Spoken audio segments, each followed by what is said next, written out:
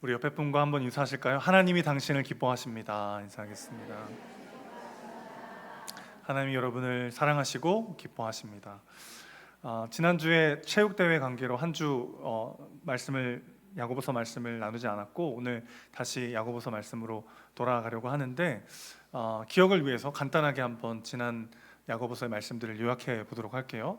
야고보서가 계속 강조하고 있는 건 우리가 어떤 사실을 단순히 믿는다고 말하는 것과 실제로 믿는 것의 차이를 계속해서 이야기해주고 있죠. 찰스 블론딘이라고 하는 고개사 이야기 기억하실 겁니다. 그가 나이아가라 폭포를 막 왔다 갔다 횡단하기도 하고 외줄타기의 장인이었는데, 사람들에게 제가 누군가를 등에 업고 이 외줄타기를 할 수 있다고 여러분 믿으십니까? 그랬더니 사람들이 막 믿는다고 하면서 박수를 쳤잖아요. 근데 그럼 여러분 중에 누가 내 등에 올라타시겠습니까? 했을 때는 아무 말이 없었던 것처럼, 우리가 무언가를 믿는다고 말하는 것과 실제로 믿는 것 사이에는 간극이 있다는 거죠.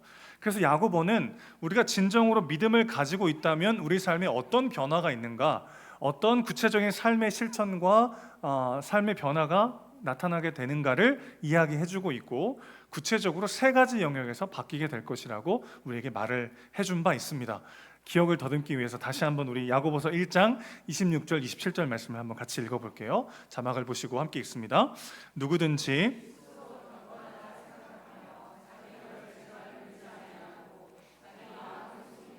이 사람의 경건은 헛것이라. 하나님 아버지 앞에서 정결하고 더러움이 없는 경건은 곧 고아와 과부를 그 환난 중에 돌보고 또 자기를 지켜 새 속에 물들지 아니하는 그것이니라. 아멘.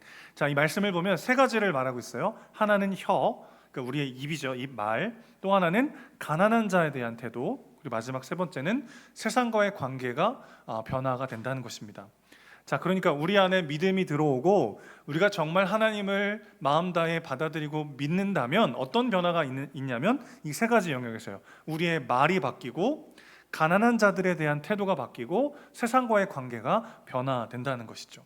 그래서 2장에서 가난한 이들을 대하는 방식에 어떤 변화가 있어야 되는지를 야고보가 소개한 바 있고, 오늘 본문 3장에서는 말을 사용하는 방식에 대해서 이야기를 합니다. 그리고 이제 4장 이후에를 보면은 그리스도인들이 세상에서 어떻게 살아가야 되는지에 대해서 야고보는 계속 이야기를 하고 있는 것이죠. 자, 너무나 중요한 포인트가 여기 있어요. 여러분, 말이 중요하다는 것입니다. 여러분, 우리가 만약에 오랜 세월 신앙생활 열심히 하셨던 분들은 내가 어쩌다가 주일에 한번 예배를 못 가게 되면은 마음이 좀 안 좋잖아요. 혹은 내가 어떤 실수로 도둑질을 했다 그러면 내가 죄를 졌다고 크게 자각을 할 것입니다. 그런데 말을 제어하지 못하고 마구 뱉어낸 것에 대해서는 가볍게 생각하는 경향이 우리 안에 있다는 거죠. 근데 야고보는 분명히 우리에게 말해요. 우리의 믿음이 진정한 믿음이라면 우리의 말이 달라져야 한다는 것입니다.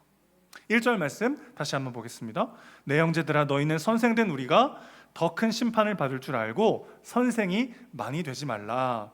자, 이 말씀은 1차적으로 저처럼 말씀을 가르치는 자들에게 주시는 경고죠. 사랑하는 여러분, 저를 위해서 많이 기도해 주십시오.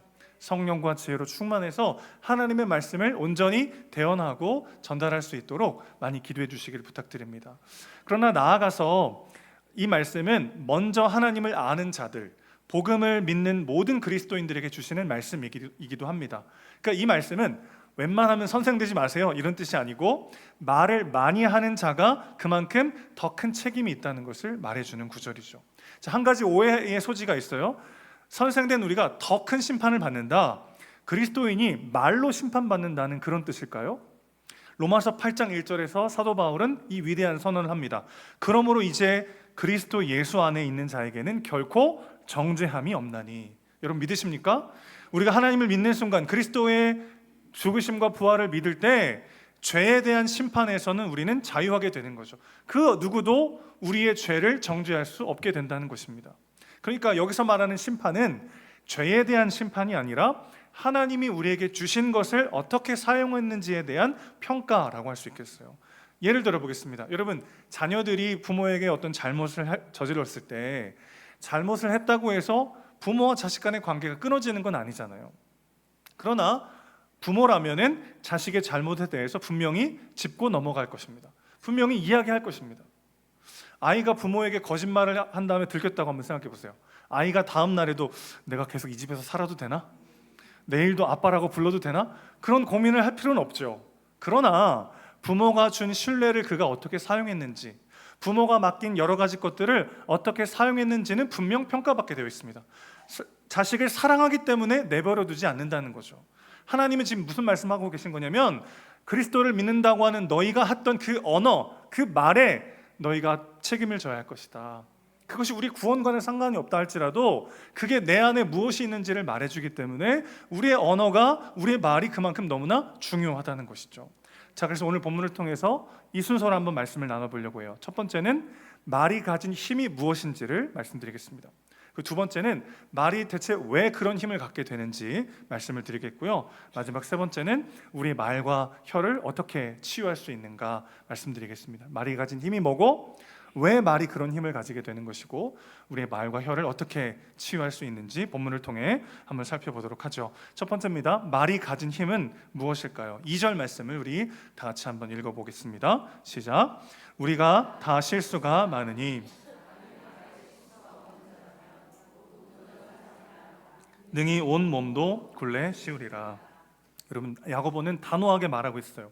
말에 실수가 없는 사람이라면 그 사람은 온전한 사람이다. 말이 그 사람이 어떤 존재인지를 드러내는 요소라는 것이죠. 말은 우리 존재 전부를 움직이는 키와 같습니다. 그래서 말에 실수가 없는 사람은 단순히 조심성이 있고 배려심이 있는 사람이 아니라 어떤 사람이라고요? 온전한 사람이다. 몽둥이나 칼은 우리 몸을 멍들게 하거나 뼈를 부러뜨릴 수 있죠. 그런데 말은 우리의 영혼을 찔러 오염시킬 수 있습니다. 그만큼 말의 힘은 강력하다는 거예요. 우리가 늘상 쉽게 하는 것이 말이지만 이 말이라는 것이 얼마나 중요한가, 이 말이라는 것이 얼마나 큰 힘을 갖고 있는가를 우리는 생각해야 한다는 것입니다. 이어서 3절과 4절을 보면 어떤 원리로 말이 작용하는지를 야고보가 말해주고 있는데, 말에, 이 말 말고요, 동물 말에 재갈을 물리면 그 큰 말을 왼쪽으로 오른쪽으로 움직일 수 있잖아요. 그렇죠? 큰 말이 입에 물린 재갈로 인해서 이리저리 움직이게 된다 이야기하고 있고, 또 하나는 배의 이야기를 하죠. 큰 배가 작은 키 하나로 사공의 맘대로 제어가 되죠. 이런 방식으로 혀는 작은 지체지만 그 사람의 삶 전체를 움직이는 결정적인 힘을 가지고 있다는 것을 야고보는 강조하고 있습니다. 여러분, 생각해 보면 우리가 들어왔던 말이 우리의 삶을 세우기도 하고 무너지게 하기도 합니다. 누군가가 어렸을 때부터 계속해서 부모님이나 가까운 사람들로부터 폭력적이고 공격적인 말들만을 들으며 크게 되면 그 사람의 자아상은 망가질 수밖에 없죠. 팀 켈러 목사님이 이 부분에 대해서 설교할 때 아주 와닿는 이야기가 하나 있었어요. 우리의 자아상은 수년간 혹은 수십 년간 부모와 선생님, 친구들이 우리에 대하여 말한 모든 말의 축적이다, 이렇게 이야기를 했습니다. 우리의 정체성은 우리가 들은 모든 말들의 축적인 것이죠. 세상은 우리에게 이렇게 말해요. 세상의 주인은, 내 인생의 주인은 너다. 남들이 뭐라고 하건 상관없고 네가 너를 어떻게 생각하는지가 중요하다. 근데 여러분, 정말 그렇습니까? 정말 남이 나를 어떻게 생각하든 나는 상관없고 내가 나를 어떻게 보는지가 중요하다, 그렇게 고백은 할 수 있지만 정작 우리의 인생은 어떻게 돌아가요? 누가 나를 어떻게 생각하는지, 나의 열심과 나의 시간과 나의 어떤 것이 쏟아진 그것을 누군가가 인정할 때는 기쁘고 누군가 무시할 때는 나의 마음도 무너지는 일이 얼마나 많이 일어납니까? 알랭드 보통이라는 유명한 소설가가 있습니다. 오히려 이 사람의 진단이 저는 더 정확한 것 같아요. 불안이라는 책에서 그가 이렇게 말하는데 한번 들어보십시오. 우리의 에고나 자아상은 바람에 새는 풍선과 같아서 늘 외부의 사랑이라는 헬륨을 집어넣어 주어야 하고 무시라고 하는 아주 작은 바늘에 취약하기 짝이 없다. 남의 관심 때문에 기운이 나고 무시 때문에 상처를 받는 자신을 보면 이런 터무니없는 일이 어디 있나 싶어 정신이 번쩍 들기도 한다. 동료 한 사람이 인사를 건성으로 하기만 해도, 연락을 했는데 아무런 답이 없기만 해도 우리 기분은 시커멓게 멍들어 버린다. 누가 우리 이름을 기억해주고 과일 바구니라도 보내주면 갑자기 인생이란 살 가치가 있는 것이라고 환희에 젖는다. 사랑이 없으면 우리는 자신의 인격을 신뢰할 수도 없고 그 인격을 따라 살 수도 없다. 여러분 공감하시죠? 말이라는 것이 이렇게 중요합니다. 근데 우리는요, 여러분, 우리가 말을 들을 때는 그 말이 얼마나 중요한지를 인지하는데 내가 말을 할 때는 그게 그 사람에게 얼마나 중요할지를 인지하지 못할 때가 있다는 거예요. 말이라는 것이 너무나 중요하고 우리가 정말 믿고 있는 바가 무엇인지를 말해주는 아주 중요한 지표라는 것이죠. 물리적인 폭력보다 때로는 언어적 폭력이 더 고통스러울 때가 있습니다. 말은 말을 하는 본인뿐만 아니라 주변에 있는 사람들, 그리고 더 넓게는 그 한 공동체 전체를 망치기도 하고 세우기도 하는 것이죠. 그래서 잠언 18장 21절에 이런 말씀이 있어요. 우리 같이 한번 읽어보겠습니다. 잠언 18장 21절입니다. 시작.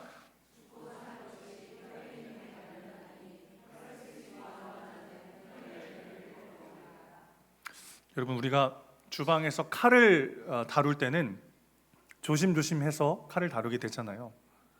칼을 다루다가 막 함부로 이렇게 막 돌아다니고 그러진 않습니다. 우리가 말을 다룰 때는 칼을 다루는 것만큼의 조심성이 없이 말을 사용할 때가 있다는 거죠. 그런데 성경은 뭐라고 말합니까? 죽고 사는 것이 혀의 힘에 달렸다고요. 혀를 쓰기 좋아하는 자는 그 혀의 열매를 먹게 될 것이라고 말씀하고 있습니다. 말은 누군가를 살릴 수도 있고 누군가를 죽일 수도 있습니다. 우리의 말이 복음의 언어인가, 살리는 언어, 사랑의 언어인가, 우리는 돌아봐야 하는 것이죠. 지난 일주일 우리의 말을 한번 돌아보십시오. 여러분, 여러분의 말로 누군가가 사랑과 회복과 위로를 얻었습니까? 아니면 낙심과 절망을 얻었습니까? 하나님은 누군가의 삶과 죽음의 키를 우리의 혀에 넣어두셨습니다. 두 번째로 넘어가죠. 그렇다면 말이 왜 이렇게 강력한 힘을 가지고 있는 것일까요? 우리 12절 말씀을 같이 한번 읽어주십시오. 본문 12절입니다. 시작. 내 형제들아,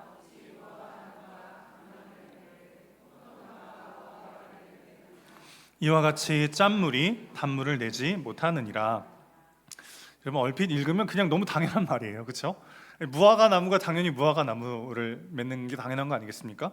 무화과 나무는 감남열매를 맺을 수 없어요. 포도나무는 무화과를 맺을 수 없습니다. 왜 그렇습니까? 두 나무는 뿌리부터 올라오는 진액 자체가 다르죠. 무화과 나무는 무화과 나무 열매를 맺도록 만들게 되어 있습니다. 포도나무는 뿌리부터 가지까지 포도나무를 맺도록 연결되어 있어요. 짠물이 단물을 내지 못하고 단물이 짠물을 낼 수 없습니다. 이게 무슨 말일까요? 우리의 말이라고 하는 것이 마음속 깊은 무언가와 연결되어 있다는 것입니다. 성경은 나 그냥 별 생각 없이 한 말이라고 하는 것을 인정해 주지 않아요. 나는 별 의미 없이 한 말이라 할지라도 그 속에는 그 말과 연관된 어떤 마음이 존재했다는 것입니다. 말은 마음을 비추는 거울입니다. 예수님도 말씀하셨죠? 마음에 가득한 것을 입으로 말하게 될 것이라고요. 말에는 그 사람의 존재가 담겨 있습니다. 그래서 말은 존재를 움직이는 힘을 갖고 있는 것이죠. 우리의 마음과 생각과 말이 다 따로따로 있는 것이 아니라 이것이 연결되어 있어서 우리의 말이 우리의 존재의 중심에 무엇이 있는지를 알려줍니다. 그래서 말이 이렇게 힘이 있다는 것이죠. 그런데 문제는 나 한 사람 개인의 말과 존재가 연결되어 있는 게 아니라 그 말과 말로 존재와 존재가 연결되어 있다는 것이 문제입니다. 그렇기 때문에 이 말이 가진 힘이 너무나 크다는 것이죠. 5절과 6절 말씀 계속 한번 읽어주십시오. 5절, 6절입니다. 시작. 이와 같이 보라, 얼마나 작은 불이 얼마나 많은 나무를 태우는가. 혀는 곧 불이요 불의의 세계라. 혀는 우리 지체 중에서 온몸을 더럽히고 삶의 수레바퀴를 불사르나니 그 사르는 것이 지옥불에서 나느니라. 여러분, 너무 기가 막힌 비유예요. 말이 가진 힘을 불이 옮겨 붙는 것으로 야고보는 지금 비유하고 있습니다. 여러분, 만약에 한 곳에 불이 났다고 한번 생각해 보세요. 그 불이 났는데 옆에 종이가 있고 그 옆에 나무가 있으면 어떻게 됩니까? 불이 온통 다 옮겨 붙게 되죠. 그런데 만약에 불이 났는데 그 옆에 물이 있고 그 옆에 쇠가 있으면 어떻게 되죠? 불이 옮겨 붙지 않습니다. 여러분, 우리가 이따가 세 번째 부분에서 좀 더 자세히 살펴보겠지만 모든 인간은 하나님의 형상대로 창조되었죠. 하나님의 형상대로 창조되었다는 건 그분의 성품과 그분의 능력이 인간 안에 있다는 것인데 하나님은 기본적으로 서로 소통하고 연결되어 있는 존재시죠. 하나님은 한 분이시지만 동시에 성부, 성자, 성령 세 분이시기도 합니다. 오늘 삼위일체가 오늘 본문의 주된 주제는 아니기 때문에 간단히 정리하고 넘어가면, 하나님은 세 분이시지만 한 분이시죠. 하나님은 한 분이시지만 세 분이십니다. 그분은 공동체로 서로 소통하고 연결되어 있는 존재예요. 마찬가지로 그분의 형상대로 지음받은 모든 인간은 서로 연결되어 있다는 것입니다. 그래서 누군가의 말이 다른 사람의 존재 속으로 연결되도록 우리가 창조되었다는 것이죠. 여러분, 그런 경험 하신 적 많잖아요. 이렇게 같은 말씀을 듣고 함께 은혜 받는, 예배 때 은혜 받는 그런 경험 자주 하시잖아요, 그렇죠? 물론 은혜 받는 포인트는 다 다를 수 있어요. 똑같은 말씀을 듣고도 전혀 다른 부분에서 은혜 받는 경우가 다른데, 어떤 이야기를 듣고 동시에 여러 사람의 마음에 감동의 불이 옮겨 붙는 것을 우리는 종종 경험합니다. 요즘은 하도 매체가 다양해져 가지고 국민 드라마가 나오기 쉽지 않지만, 예전에 시청률 70% 80% 나오는 그런 드라마들 보면 같은 이야기에 모두가 감동하고 모두가 공명하는 것들을 우리는 종종 경험하잖아요. 같은 원리로 폭력적이고 부정적인 언어가 불처럼 그것을 듣는 모든 사람들을 태워버릴 수 있다는 것이죠. 여러분, 연결되어 있다는 것은 무언가가 삽시간에 퍼져나갈 수 있다는 뜻이기도 합니다. 그게 말이 가진 힘의 이유인 거죠. 인간은 호흡으로 연결되어 있잖아요. 그래서 코로나가 터졌을 때 온 세계가 다 멈출 수밖에 없었던 것들을 우리는 또 경험하지 않았습니까? 우리는 말로 서로 연결되어 있어요. 같은 와이파이에 연결된 기기들처럼 언어라고 하는 가장 강력한 공유기로 저와 여러분은, 우리 모두는 연결되어 있습니다. 그래서 우리는 서로가 서로를 살릴 수도 있고 서로가 서로를 죽일 수도 있다는 것이죠. 마지막 세 번째입니다. 그렇다면 이렇게 중요하고 우리의 믿음이 어떠한지를 보여주는 너무나 중요한 거울인 이 말과 혀를 어떻게 치유할 수 있을까요? 9절부터 11절 말씀을 다 같이 한번 읽어보겠습니다. 9절부터 11절입니다. 시작. 이것으로 우리가 주 아버지를 찬송하고 또 이것으로 하나님의 형상대로 지음을 받은 사람을 저주하나니 한 입에서 찬송과 저주가 나오는도다. 샘이 한 구멍으로 어찌 단물과 쓴물을 내겠느냐. 여러분, 우리는 하나님을 찬양하는 바로 그 입으로 하나님의 형상인 다른 사람을 미워하고 비난하고 원망하고 저주하는 비참한 인생이죠. 이게 얼마나 잘못된 일인지를 알지만, 그런데 우리는 이 둘 모두를 하면서 살아갈 때가 얼마나 많이 있습니까? 그런데 중요한 것은 이 둘 모두를 동시에 할 수는 없다는 것입니다. 여러분, 우리는 하나님을 찬양하는 그 입술로도 사람을 원망하고 미워하고 저주하는 그런 죄로 인해 망가진 입술이지만, 분명한 것은 하나님을 찬양할 때는 누군가를 원망할 수 없다는 거예요. 그리고 누군가를 원망하고 비난할 때는 하나님을 찬양하지 않는다는 것입니다. 그래서 사람을 저주하는 것의 반대가 사람을 축복하는 것이 아니라 아버지를 찬양하는 것임을 우리는 주목할 필요가 있는 것이죠. 여러분, 하나님 아버지의 은혜와 사랑 안에서 그분을 찬양할 때 우리의 말은 치유될 수 있습니다.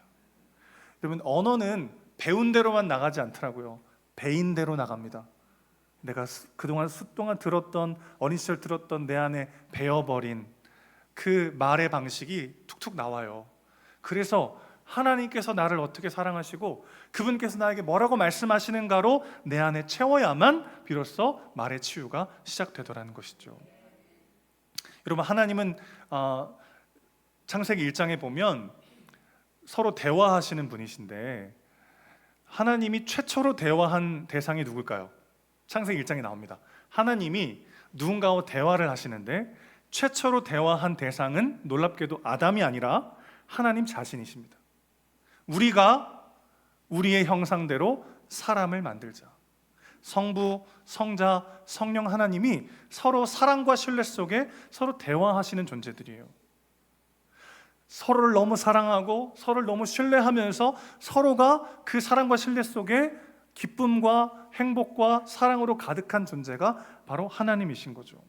여러분, 사랑하고 신뢰하는 누군가를 만나서 막 대화하다 보면은 시간 가는 줄 모르고 막 대화하게 되잖아요. 사랑하는 친구들, 막 너무 내가 신뢰하고 좋아하는 사람들 만나요. 그럼 막 2시간이 막 진짜 5분처럼 흘러버릴 때가 있습니다. 하나님도 아무것도 없었던 그 시간에도 인간들을, 세상을 창조하시기 전에도 성부, 성자, 성령 하나님은 서로 그 사랑과 신뢰 속에 기쁨과 행복으로 가득하셨던 분이죠. 그것이 흘러넘쳐서 그 사랑과 신뢰의 연합의 소통이 인간도 함께 하시길 원해서 인간과 세상을 창조하셨다는 것입니다. 여러분, 동물도 의사소통을 하긴 합니다. 그렇죠? 인간만 소통하는 건 아니에요. 그런데 언어와 문법 없이 하는 의사소통은 굉장히 제한적일 수밖에 없습니다. 자, 제가 지금 어떤 생각을 하는지 맞춰보세요. 제 눈빛만 보고. 제가 지금 어떤 생각을 하고 있을까요? 눈빛과 텔레파시만으로는 내 마음과 생각을 온전히 전달하기가 어렵죠. 언어를 쓴다라는 건 우리 내면의 아주 디테일한 마음까지 소통하고 교감할 수 있다는 뜻이기도 합니다. 소설이나 시를 좋아하시는 분들이라면 종종 경험하셨을 텐데, 어떻게 이렇게 이런 표현이 내 마음을 어떻게 이렇게 정확하게 말해줄까, 그렇게 이제 느끼게 되는 그런 표현들이 종종 나오는데, 사랑의 물리학이라는 시가 있어요. 예전 드라마 도깨비에도 나와가지고 유명해진 시인데 한번 읽어드릴게요. 질량의 크기는 부피와 비례하지 않는다. 제비꽃같이 조그마한 그 계집애가, 꽃잎같이 하늘거리는 그 계집애가 지구보다 더 큰 질량으로 나를 끌어당긴다. 순간 나는 뉴턴의 사과처럼 사정없이 그녀에게로 굴러떨어졌다. 저는 이 시가 언제 막 와닿았냐면, 저희 아이가 아장아장 이제 막 걸어 다닐 때, 제가 그때 신학대학원 다니던 때라 아이랑 좀 이렇게 대면했어요. 주중에는 그 기숙사에 가 있고 주말에는 사역하느라고 아이랑 거의 이제 마주칠 일이 없으니까 가끔 제가 들어가면 얘가 경계하고 긴장해 있는 거죠. 제가 이제 부모님이랑 같이 살았는데, 제 아버지랑 이렇게 어느 날 밤에 안방에서 TV를 보고 있는데 갑자기 우르릉쾅쾅 천둥이 친 겁니다. 그래서 얘가 너무 무서워가지고 어른들한테 이제 달려간 거죠. 달려갔는데 제가 제일 가까이 있어가지고 자기도 모르게 저한테 안긴 거예요. 그럼 당황하면서 저한테 폭 안겼는데, 그때 제 안에 어떤 일이 벌어졌냐면, 이 작고 여린 이 아이가 제 가슴에 탁 안기는데 우주를 마음에 품은 것 같은 거 있죠. 저는 그때 아빠가 됐어요. 그때. 아마 남자분들 공감하실 텐데, 아이를 낳는다고 금방 아빠가 되지 않잖아요. 우리 집에 왜 애가 있지? 약간 이런 느낌이 한동안 있어요.